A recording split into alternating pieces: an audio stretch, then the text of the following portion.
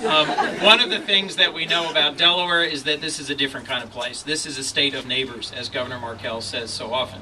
When we first met 20 years ago, I knew that our governor was a man with a special sense of commitment to community and a special set of skills to enable him to lead through particularly challenging times. I could not be more pleased to introduce the man who is leading us so ably through this challenging time in our state. Ladies and gentlemen, our Governor, Jack Markell.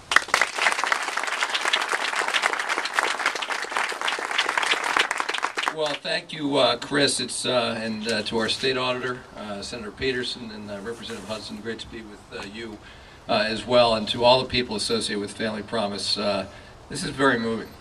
In part, it's moving to me for two main reasons. When I was in my early 20s, I lived in Chicago for 4 years, and I spent one night a week volunteering in a homeless shelter in a church, St. Clement's Church.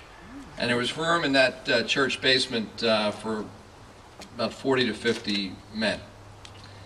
And the one thing that I really took away from that experience is there but for the grace of God go I.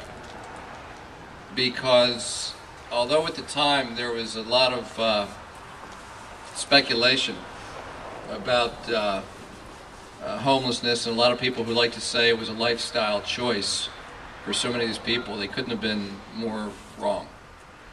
And I had the opportunity once a week for those several years to get to know some of these people. And they were homeless because they caught a bad break somewhere along the way. They lost a job, they were living with a girlfriend who kicked them out, they didn't have anything to fall back on. And as I said, this was in the basement of a church, and although I am Jewish, I remember probably because I'm Jewish, I was asked one night to volunteer. It was Christmas Eve, so that some of the other volunteers could be with their families. And before we went downstairs to where the men slept, I sat in on a Christmas Eve Mass. And the homeless were sort of mixed in with the other members of the parish, and we talked about it afterwards, and it was sort of one of the rare moments for most of them in their weekly routine where they had some sense of dignity, where you really couldn't tell that much because there were so many people, and you know the odor was different, but you just weren't sure. And they talked about it. They talked about what it meant for them to have a home in a church, not just a place to sleep, but really to the point that Chris was making about the family, not their own family, but the family of the church.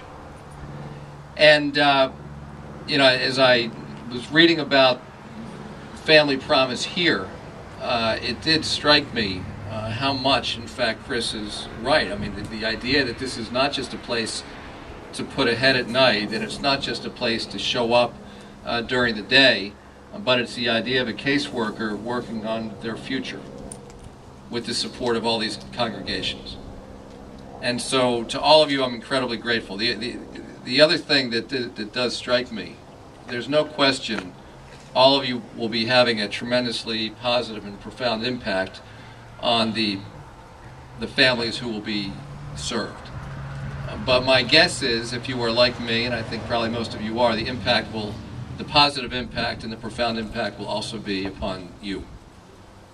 The idea of beginning to understand people who perhaps you haven't had a lot of contact with otherwise, and your recognition that, as I said, it's there but for the grace of God go I think does open up a whole new window. And much more recently, just the other reason this is moving for me is because of something that occurred about 7 or 8 months ago. I had been governor not for very long, and I got a phone call from my wife, Carla, one day. About 2 years ago, Carla and my son, Michael, who was 14, befriended two boys about 12 and 15 who were living with their mom at the YWCA Home Life Center. And they were no longer there. I think their time had run out. They had to go someplace else. And as they left, they didn't have a place to go, and they called Carla, and Carla called me. So because I'm the governor, I was actually able to help a little bit. But not everybody is married to the governor. And the fact, but I didn't have you to call at that time. And this would have been such a better option for that family than where they ended up being placed for some period of time. And I think the idea that people will now have this as an option is just so incredibly positive for that family and for other families just like them. So I just part of the challenge for people like us who are in government is we spend an awful lot of time talking about policies, and we spend an awful lot of time on bills, pieces of paper. And the beauty of Family Promise, and the beauty of all of you, these 13 congregations, is that this is not 14 congregations. This is not about a policy. This is not about a piece of legislation. This is about real people. And I know that the rest of us who are elected will never forget how you are putting a real face on what sometimes elected officials talk about. So we're just incredibly grateful to all of you. And with that, I would like to ask Pastor Paul to come up and offer a blessing before we cut the ribbon.